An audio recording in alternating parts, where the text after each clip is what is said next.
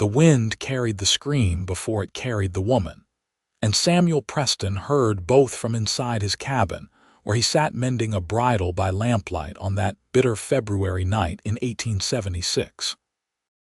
He dropped the leather and moved to the window, peering through frost-crusted glass into the howling darkness beyond his small ranch, 5 miles outside Fort McDowell, Arizona Territory. The storm had been building since sunset, temperature dropping until even the hardiest souls knew to stay indoors.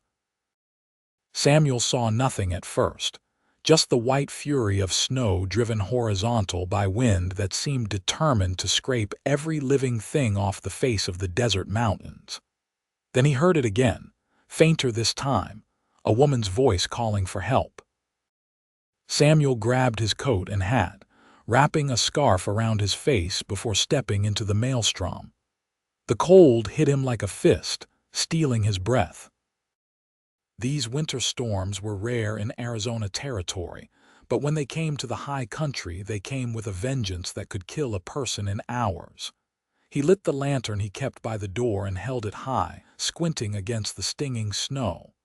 "Hello," he shouted into the wind. "Where are you?" For a long moment he heard nothing but the storm's rage. Then, barely audible, "Help me, please." Samuel followed the voice, moving away from his cabin toward the trail that led down from the mountain pass. His boots crunched through snow already 6 inches deep and getting deeper by the minute. The lantern beam caught something dark against the white, a shape that resolved itself into a horse, then a wagon tipped on its side, and finally a woman struggling to free herself from beneath it. He ran forward, setting the lantern down and dropping to his knees beside her. "Hold still, madam. Let me see what we're dealing with here." The wagon had gone off the trail and tipped, pinning her leg beneath one of the wheels. Samuel could see she was dressed for travel, but not for this weather, her coat too thin, her hands bare and already showing the waxy white of frostbite. Her face was pale, lips blue with cold, but her eyes were alert and focused on him with desperate hope. "Can you move your toes?" he asked, already working to lever the wagon up. "Yes," she managed through chattering teeth. "I think so. The wheel is not on me directly, just the side board." Samuel found a rock and used it as a fulcrum with a broken piece of wood from the wagon. "When I lift, you pull yourself out. Ready?" she nodded. He heaved with all his strength and the wagon lifted just enough. The woman dragged herself free with a cry of pain, and Samuel let the wagon drop back into the snow. He scooped her up without asking permission, knowing they had minutes at best to get her inside before the cold killed them both. "My horse," she protested weakly. Samuel looked at the animal still hitched to the wagon. It was a good horse, strong, and deserved better than freezing to death out here. "I'll come back," he said, though he wondered if it would still be alive by then. The journey back to the cabin felt like miles, though it was less than 100 yards. Samuel kicked the door open and carried the woman inside, setting her in the chair closest to the fire. He threw more wood on the flames, building the heat, then turned to look at his unexpected guest. She was perhaps 25 years old, with dark hair plastered wet against her head and skin so pale it looked translucent. Her dress was soaked through, and he could see her shaking violently. "We need to get you out of those wet clothes," Samuel said, moving to his trunk to pull out a blanket and one of his shirts. "You'll catch your death otherwise." "I can manage," she said, but her hands were shaking too badly to work the buttons of her coat. Samuel knelt in front of her. "Madam, I'm not trying to compromise you, but you're going into shock. Let me help." She looked at him for a long moment, then nodded. "My name is Beatrice Kimball," she said as he worked the frozen buttons free. "Mrs. Beatrice Kimball." Samuel heard the emphasis on the title and noted the thin gold band on her left hand. "Samuel Preston," he replied. "Where's your husband, Mrs. Kimball?" "Dead." The word came out flat, empty. buried in Santa Fe 3 weeks ago. Samuel felt a pang of sympathy as he helped her out of the soaked coat. I'm sorry for your loss. Are you? She looked at him with eyes that held no tears, just a bone-deep weariness. Everyone says that. No one means it. He didn't reply, just wrapped the blanket around her shoulders and moved to heat water for coffee. Outside, the wind howled like something alive and angry. Samuel thought of the horse and knew he had to try. I'm going back for your animal, he said, pulling his coat back on. Beatrice started to protest, but Samuel was already out the door. The storm had intensified, and he could barely see 3 feet in front of him even with the lantern. He found the wagon again by nearly walking into it, and was surprised to find the horse still standing, head down against the wind but alive. Samuel cut the harness with his knife, leaving the wagon where it lay. There would be time to salvage it later if the storm didn't destroy it completely. He led the horse back to his small barn, rubbing it down and covering it with a blanket before giving it feed and water. The animal whickered gratefully, and Samuel patted its neck. You're a tough one, he said softly. Just like your mistress, I reckon. When he returned to the cabin, Beatrice had managed to change into his shirt, which hung on her like a tent. She had pulled the blanket tight around herself and was sitting as close to the fire as she could get without climbing into it. Samuel poured coffee into 2 tin cups and handed her one. Your horse is in the barn, he said. It should be fine. Thank you. She wrapped both hands around the cup, soaking in the warmth. I thought I was going to die out there. You nearly did. Samuel settled into the other chair, studying her in the firelight. She had a delicate face, all fine bones and dark eyes, but there was steel in her jaw and the set of her shoulders. What were you doing on that trail in this weather? Running away. The words came out before she could stop them, and she looked startled at her own honesty. I mean, I was traveling to California, to my sister's place in Sacramento. I left Santa Fe yesterday morning. The weather was clear then. These storms come up fast in the mountains, Samuel said. You should have waited in Fort McDowell. I could not afford to stay anywhere. Beatrice's voice was barely above a whisper. My husband left me with nothing but debts. I had just enough money for supplies and the journey west. I thought if I could reach my sister, I could start over. Samuel understood poverty.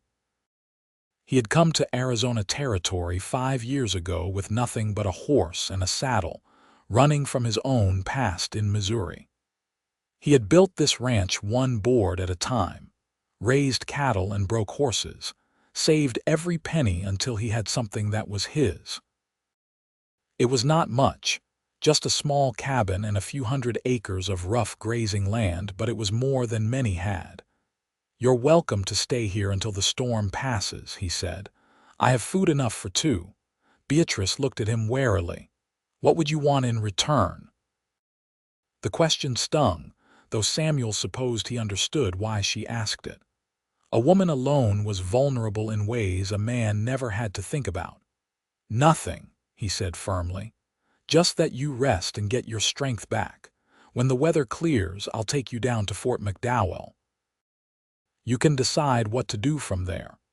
She searched his face as if looking for the lie, but Samuel met her gaze steadily. Finally, she nodded. Thank you, Mr. Preston. I am grateful. The storm raged for 3 days. Samuel gave Beatrice his bed and slept on the floor by the fire, rising early each morning to tend the animals and check that the cabin remained secure against the wind. Beatrice recovered slowly, the color returning to her face, the shaking subsiding. On the 2nd day, she insisted on helping with the cooking, and Samuel discovered she had a talent for making even simple provisions taste like something special. They talked in the long hours when there was nothing to do but wait for the storm to pass. Samuel learned that Beatrice had grown up in Philadelphia, the daughter of a clerk who died when she was 16.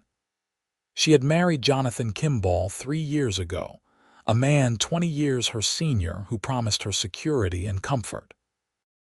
Instead, he had been a gambler and a drunk who spent every cent they had and borrowed more against promises he never intended to keep. When he died of pneumonia in Santa Fe, the creditors had taken everything, even her clothes, leaving her with only what she could carry. "I sold my wedding ring to buy the wagon and horse," Beatrice said, staring into her coffee cup. "Kept this one because it's worthless, just brass painted to look like gold. Everything about Jonathan was a lie." "But you mourned him anyway," Samuel observed, seeing the shadows in her eyes. "I mourned what I thought we had," Beatrice corrected. "I mourned the life I thought I was building. But Jonathan himself— No, is that terrible of me? It's honest." Samuel stood to stoke the fire. "Honesty isn't terrible."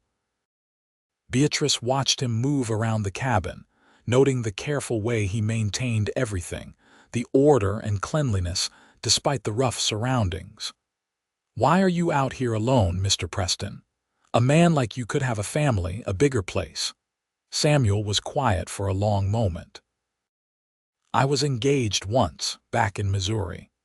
Her name was Catherine. We were going to be married in the spring of 1871. Then the war caught up with us, even though it had been over for years. Bushwhackers came through, looking for men they said had fought for the Union. They killed my father and burned our farm. Catherine's family blamed me, said I had brought violence to their door.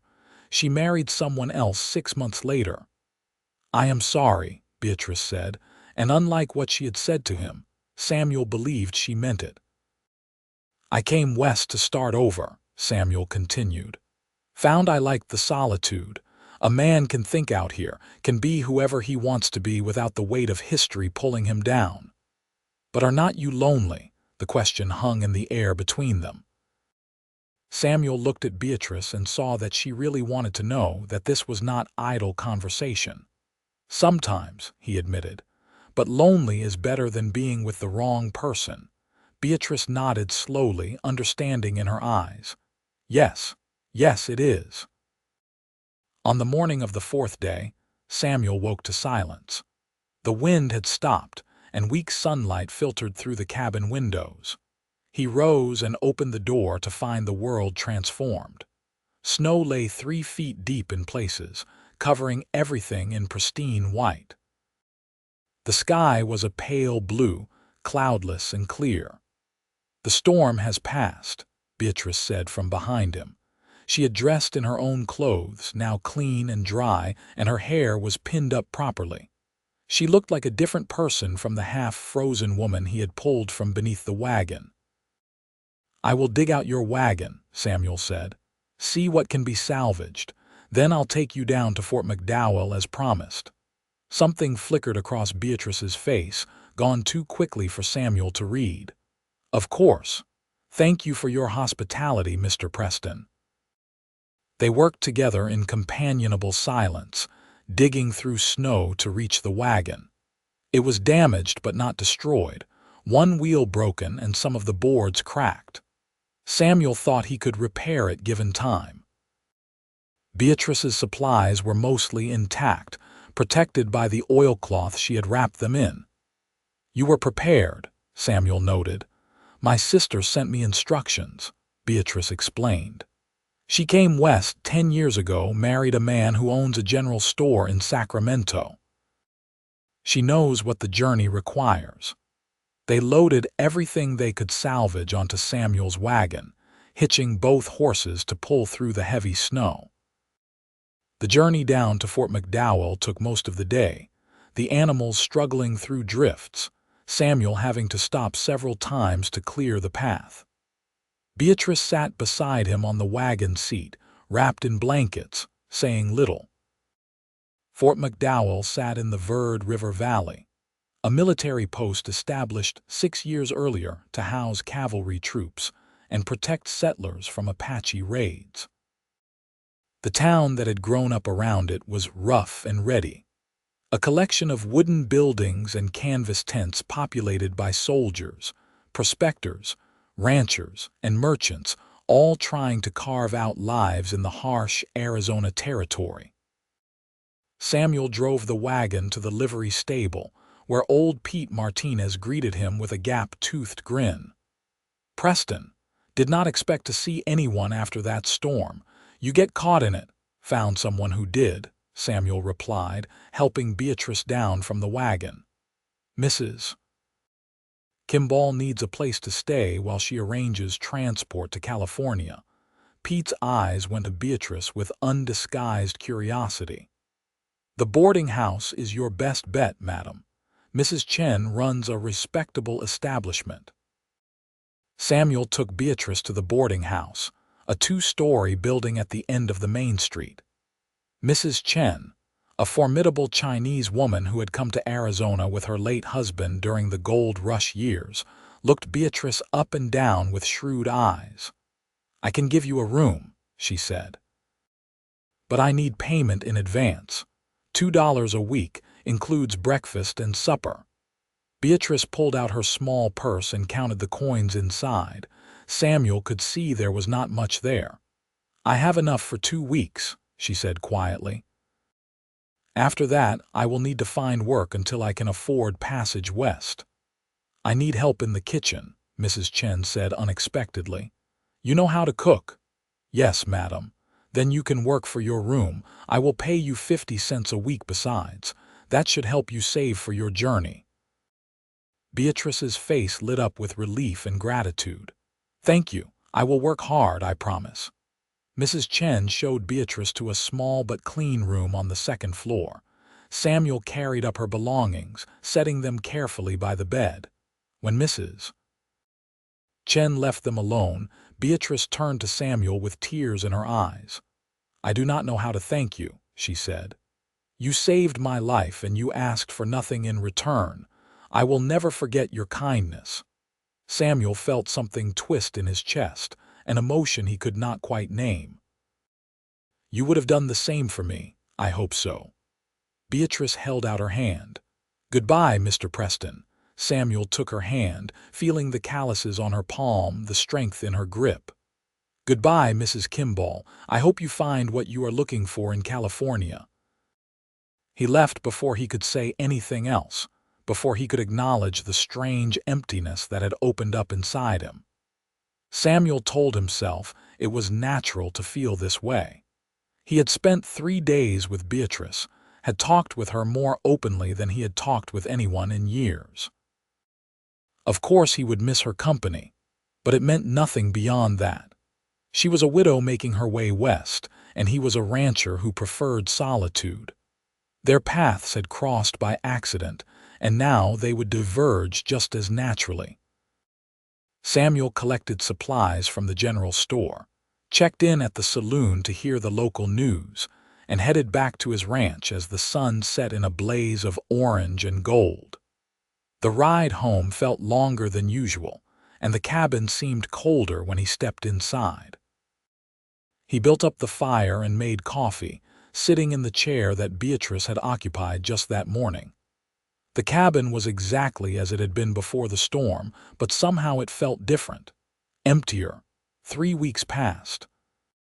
Samuel threw himself into work, repairing fences damaged by the storm, checking on his cattle scattered across the range, breaking a new horse that he planned to sell in the spring.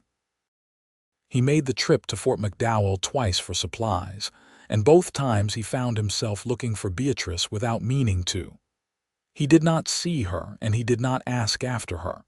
It was better this way, he told himself. She had her life and he had his, but he thought about her.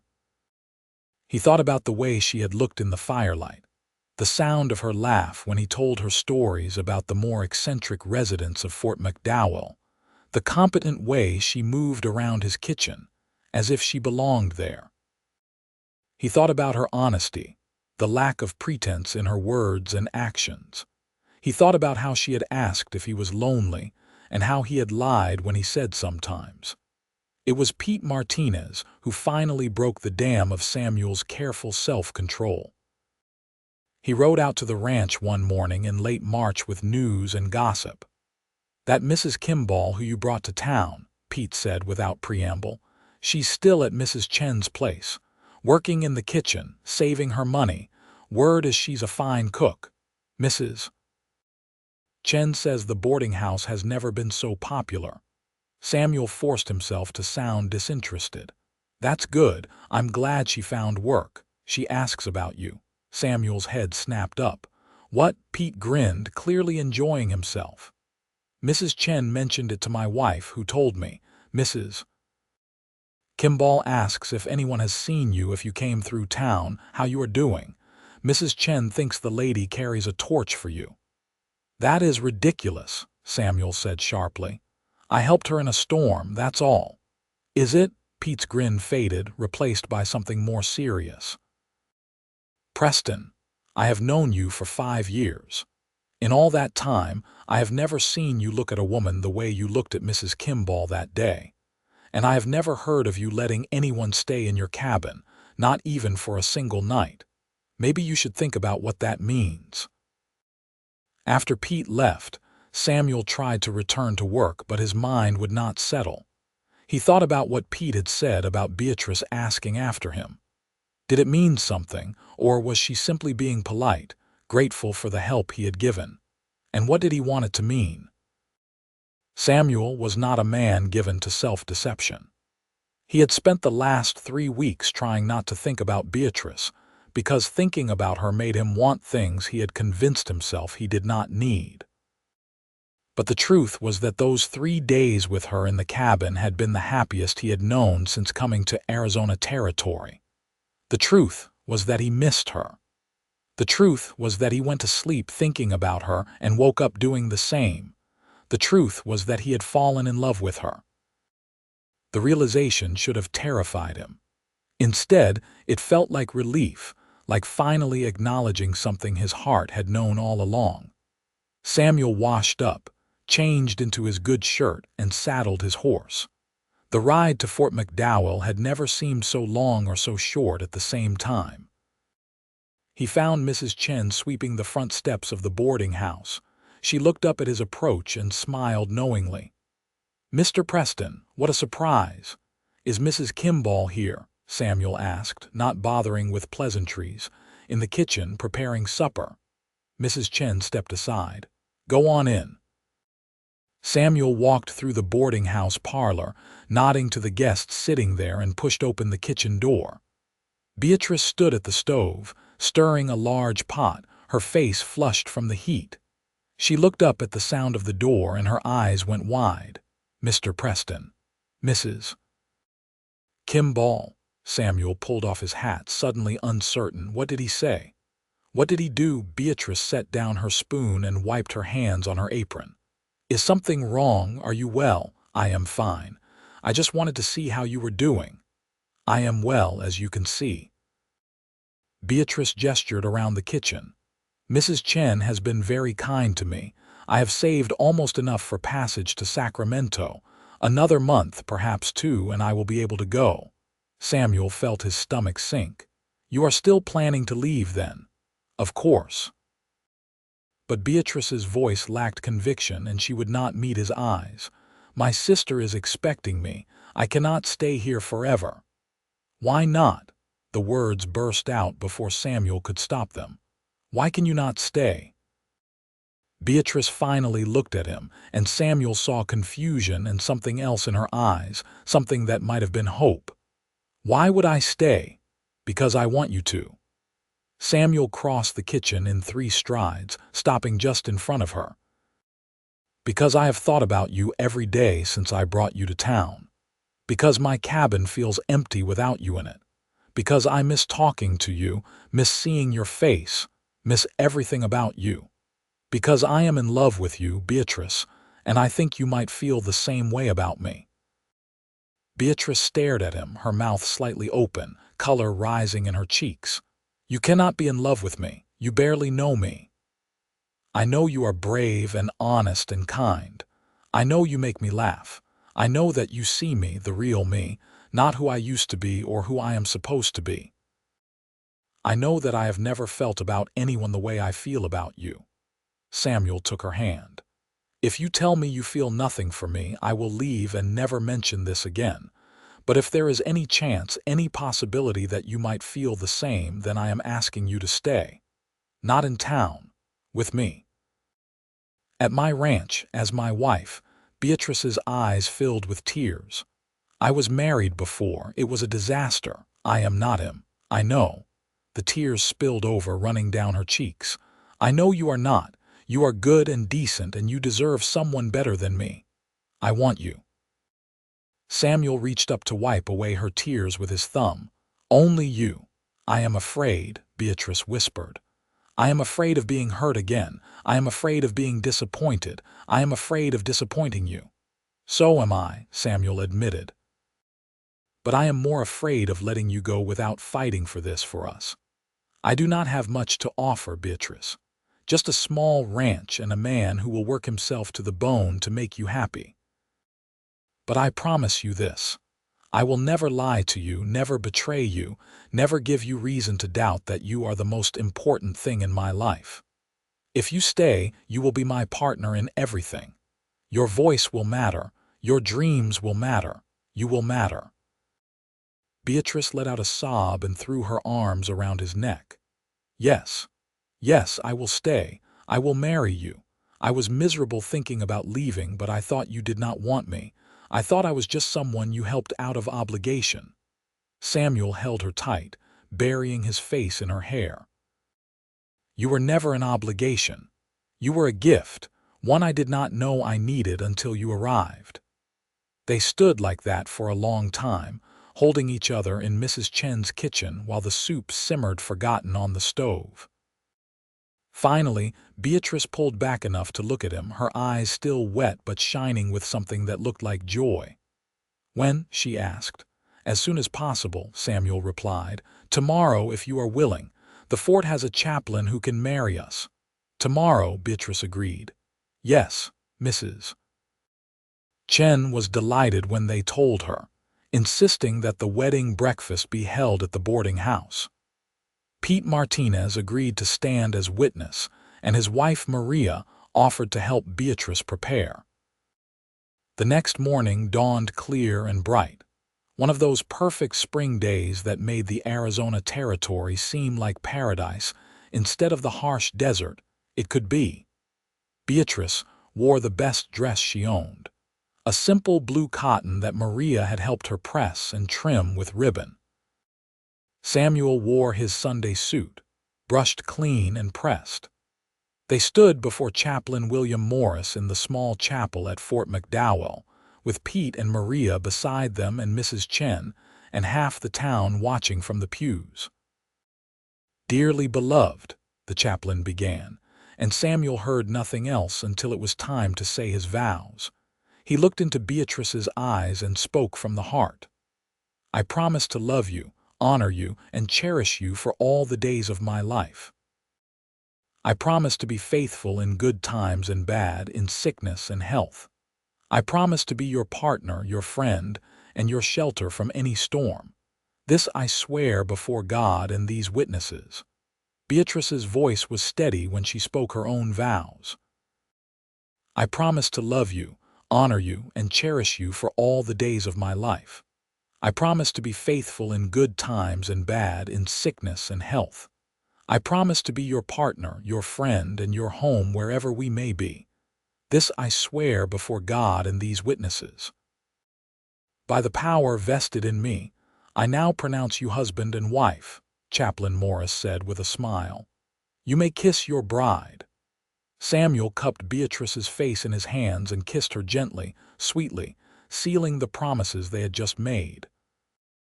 When they pulled apart, Beatrice was crying again, but these were happy tears.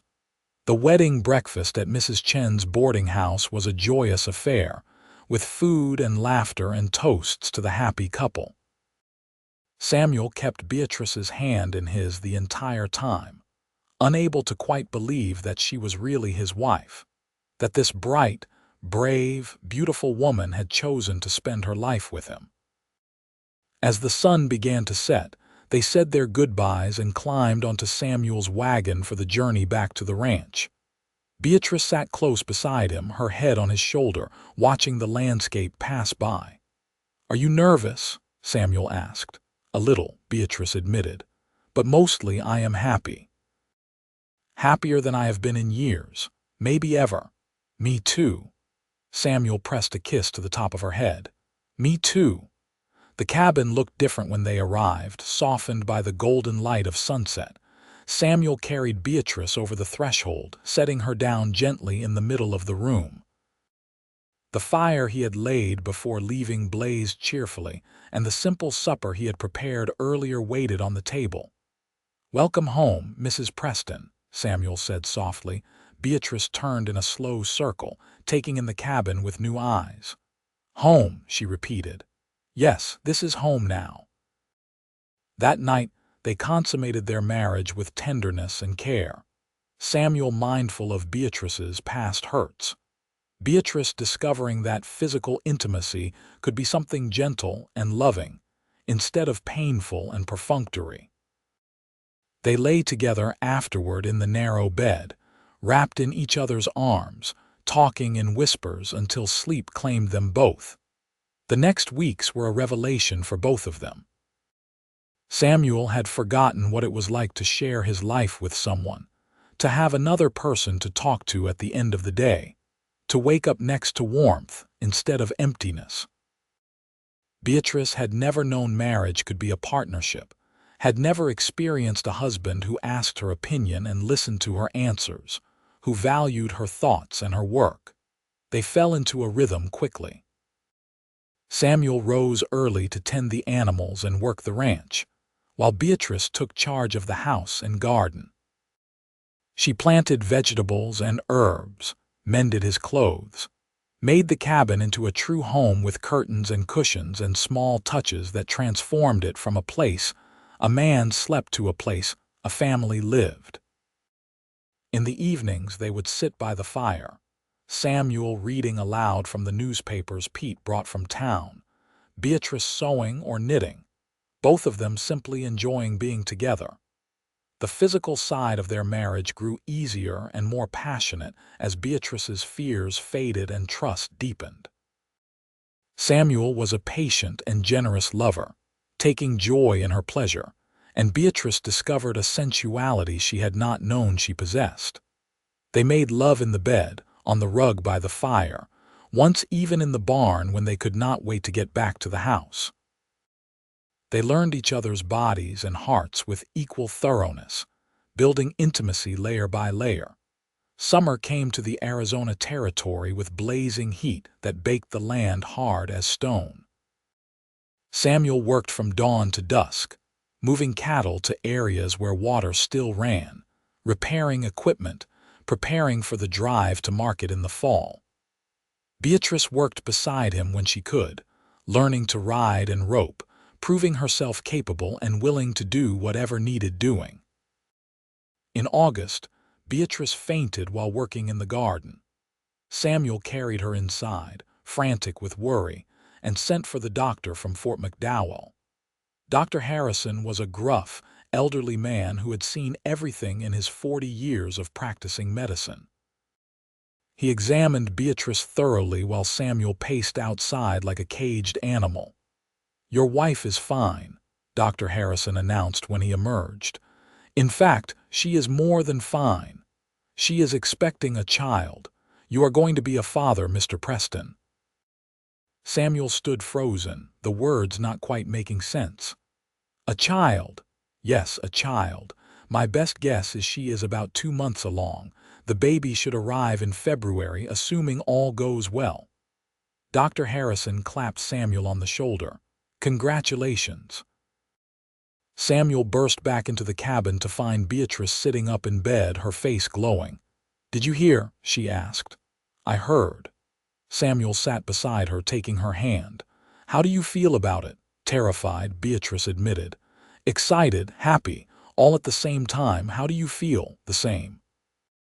Samuel pulled her into his arms. "We are going to be parents." "Yes." Beatrice laughed and cried at the same time. "We are going to be parents." The pregnancy was not easy. Beatrice suffered from terrible sickness in the first months, barely able to keep food down. Samuel hovered over her anxiously, trying everything he could think of to help. Gradually, the sickness faded, replaced by exhaustion and aches as her body changed to accommodate the growing child. But through it all, Beatrice remained cheerful and determined, marveling at each new development, each flutter of movement inside her. Samuel found himself talking to the baby, his hand on Beatrice's swollen belly, telling stories about the ranch and the plans he had for the future. He built a cradle from oak wood, carving it smooth and covering it with soft blankets Beatrice had sewn. He added a room onto the cabin, expanding their home to make space for their growing family. Winter returned to the Arizona territory, but this time Samuel was prepared. He laid in extra supplies, made sure the cabin was secure and warm, and fretted over Beatrice like a mother hen. When her time came on a cold February night, almost exactly a year after he had found her on the trail, Samuel rode through darkness to fetch Mrs. Chen and Maria Martinez to help with the birth. The labor was long and difficult. Samuel stayed with Beatrice the entire time, holding her hand, wiping her face with cool cloths, murmuring encouragement when she cried that she could not go on. Mrs. Chen and Maria moved efficiently around the room, preparing everything, their calm confidence a counterpoint to Samuel's terror. Finally, as dawn broke over the mountains, a baby's cry filled the cabin. Samuel looked up from where he had been pressing his face against Beatrice's sweat-soaked hair to see Mrs. Chen holding a tiny, squirming bundle. "You have a son," Mrs. Chen announced, wrapping the baby in a blanket before placing him in Beatrice's arms. "A son." Samuel stared down at the small red face, the shock of dark hair, the tiny fingers that gripped Beatrice's thumb with surprising strength. His son. Their son. "Hello," Beatrice whispered to the baby. "Hello, little one. We have waited so long to meet you." "He is perfect," Samuel said, his voice rough with emotion. "You are perfect, thank you." Beatrice looked up at him with exhausted joy. "No, thank you for everything, for finding me, for loving me, for giving me this." They named him Thomas after Samuel's father. He was a good baby, quiet and watchful, with his mother's dark eyes and his father's stubborn chin. Samuel fell in love all over again with his son and with Beatrice, watching her nurse and care for Thomas with fierce tenderness. The ranch prospered over the next years. Samuel expanded his herd, hired a hand to help with the work, built a proper barn and corral. He proved to have a talent for breeding horses, producing animals known throughout the territory for their strength and temperament. Money came in steadily, enough to live comfortably and save for the future. Beatrice transformed the cabin into a real home, adding furniture and decorations, planting flowers and trees, creating a space that was beautiful as well as functional. She was known in Fort McDowell as a woman of substance, someone who could be counted on to help in times of trouble, who never forgot what it was like to have nothing. Thomas grew into a sturdy, bright child who followed his father everywhere, learning the ways of the ranch almost before he could walk. When he was 3, Beatrice discovered she was expecting again. This time the pregnancy was easier, and she delivered a healthy daughter in the summer of 1880. They named her Catherine Rose, honoring both Samuel's lost love and Beatrice's mother. Catherine was the opposite of her brother, loud and demanding, but with a smile that could light up a room. Samuel doted on her shamelessly, unable to refuse her anything. Beatrice would laugh and shake her head, but she was just as guilty of spoiling their daughter. 2 more children followed, another son named James, and finally a daughter they called Elizabeth. The cabin grew with each addition, rooms added until it was a proper house, solid and permanent. Samuel built a schoolhouse in Fort McDowell so his children could have education, and Beatrice taught there 2 days a week, sharing her love of learning with other children in the territory. The years brought changes. Fort McDowell grew from a rough frontier post into a proper town with churches and schools and businesses. The Apache Wars ended, though not before claiming many lives on both sides. The railroad came to Arizona, connecting them to the rest of the country, bringing new people and new opportunities. Samuel and Beatrice adapted to each change, their partnership growing stronger through every challenge. On their 20th wedding anniversary, Samuel took Beatrice on a trip to San Francisco, leaving the children in the capable hands of Mrs. Chen, who had come to feel like family over the years. They stayed in a fine hotel, ate in restaurants, saw plays and operas. Beatrice was dazzled by the city, but as they stood on the wharf watching ships come and go, she turned to Samuel with a smile. "This is wonderful," she said, "but I am ready to go home." "Me too." Samuel wrapped his arm around her waist. "Home to our children and our ranch and our life." "You ever regret it?" Beatrice asked. "Asking me to stay instead of letting me go to Sacramento?" "Never, not for a single moment." Samuel turned her to face him. "You are the best thing that ever happened to me, Beatrice Preston. You and our children and this life we built together. I thank God every day for that storm that brought you to my door." "And I thank God for the cowboy who said stay," Beatrice replied, tears shining in her eyes. "Because staying with you, loving you, building this life with you has been the greatest joy I have ever known. You asked me to stay and I said forever. I meant it then and I mean it now. Forever, Samuel. That is how long I want to be with you." They kissed there on the San Francisco wharf. Two people who had found each other through chance and chosen each other through love, bound together by promises spoken and kept, by children raised and life shared. When they returned to the ranch a week later, the children ran out to greet them, all 4 of them shouting and laughing, competing for hugs and attention. Thomas, now a serious young man of 17, helped his father unload the wagon. Catherine Rose, 14 and pretty, wanted to hear all about the fashions in the city. James and Elizabeth, 12 and 10, just wanted their parents home. That evening, after the children were in bed, Samuel and Beatrice sat on the porch they had added to the house 5 years earlier, watching the sun set over the mountains. The air was cool and sweet, carrying the scent of the flowers Beatrice had planted and the distant smell of cattle on the range. "This is everything I ever wanted," Samuel said quietly. "Everything I did not even know I wanted until I had it. For me too." Beatrice leaned her head on his shoulder. "Sometimes I think about that night, about how close I came to dying out there in the snow. If you had not heard me, if you had not come, my story would have ended before it really began." "But I did hear you," Samuel reminded her, "and I did come. And your story, our story, has been better than any I could have imagined." They sat in comfortable silence as darkness fell and stars emerged overhead, countless points of light in the vast Arizona sky. Inside the house, their children slept safe and warm. Around them, their ranch spread out in all directions, land they had worked and loved and made their own. Behind them, years of memories, of struggles and triumphs, of ordinary days made extraordinary by love. Before them, years yet to come, more memories to make, more life to live together. A frozen trail had brought a lost widow to his door all those years ago. The cowboy had said stay. She had said forever.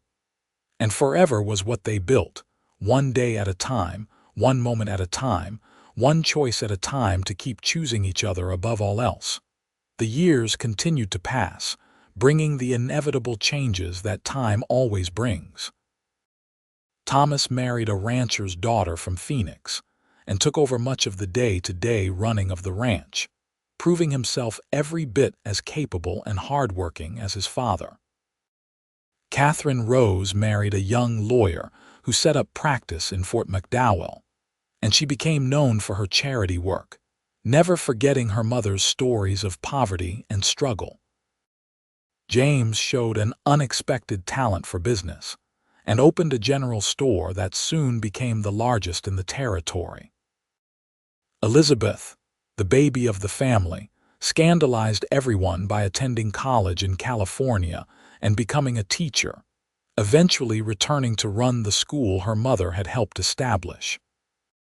Samuel and Beatrice became grandparents, then great-grandparents, their house always full of children of various ages.